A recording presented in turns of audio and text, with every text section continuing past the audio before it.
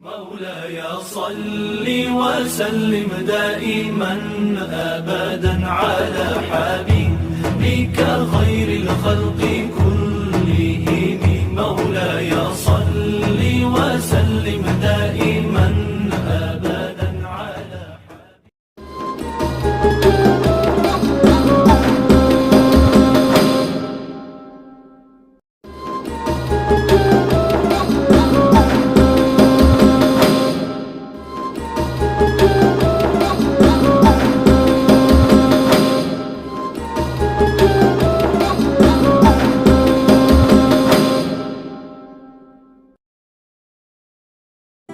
Muhammad Nawawi bin Umar bin Arabi Al-Bantani yang lebih sering dikenal oleh Syekh Nawawi Al-Bantani lahir di Kampung Tanara, Banten pada tahun 1813 Masehi atau 1230 Hijriah.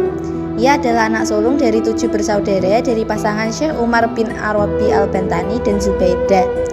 Syekh Nawawi menempuh pendidikan di Banten dan menjadi guru-guru besar terutama bagi para pendiri organisasi keagamaan besar seperti Kiai Haji Hasyim Asy'ari pendiri Nahdlatul Ulama dan Kiai Haji Ahmad Dahlan pendiri Muhammadiyah. Dan juga ia menjadi imam di Masjidil Haram, dikenal dengan sebutan Bapak Kitab Kuning dan Sayyid Ulama Al-Hijaz.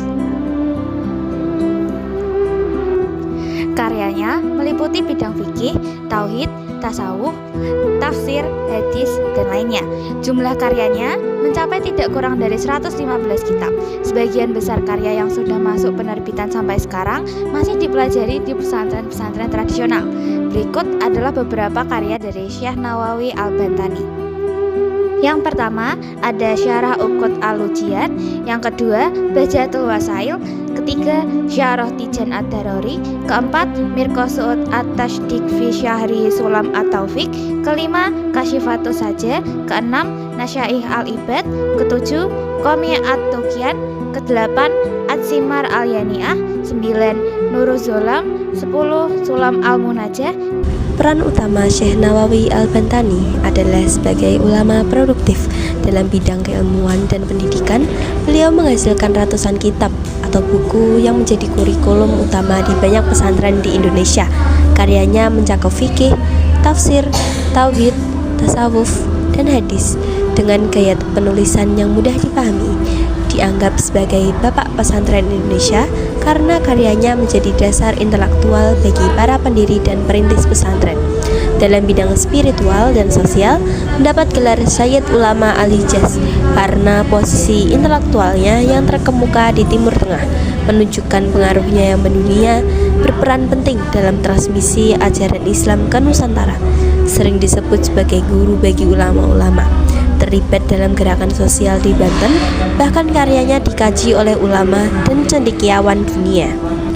Keteladanan Syekh Nawawi Al-Bantani meliputi yang pertama yaitu keteladanan intelektual dan keilmuan, seperti produktif dalam berkarya. Beliau menghasilkan lebih dari 100 kitab dalam berbagai bidang ilmu, sehingga dijuluki si pena emas. Lalu selanjutnya, kemampuan menjelaskan ilmu, yaitu mampu menjelaskan ilmu dengan cara yang mudah dipahami oleh berbagai kalangan. Selanjutnya, pendalaman ilmu, berdedikasi tinggi dalam mencari, mendalami, dan menyebarkan ilmu pengetahuan. Yang kedua, keteladanan akhlak dan karakter, seperti keberanian dan ketegasan. Beliau berani mengatakan kebenaran dan menolak kezaliman, termasuk pada penguasa. Selanjutnya, kerendahan hati dan keikhlasan. Beliau berdakwah tanpa pamrih dan hanya fokus pada niat yang tulus. Lalu selanjutnya dan juga yang terakhir, kesederhanaan dan zuhud. Beliau menjalani hidup dengan sederhana, wara, takwa, dan tidak berlebihan dalam urusan duniawi, sambil tetap menjaga kewajiban kepada Allah Subhanahu wa Ta'ala.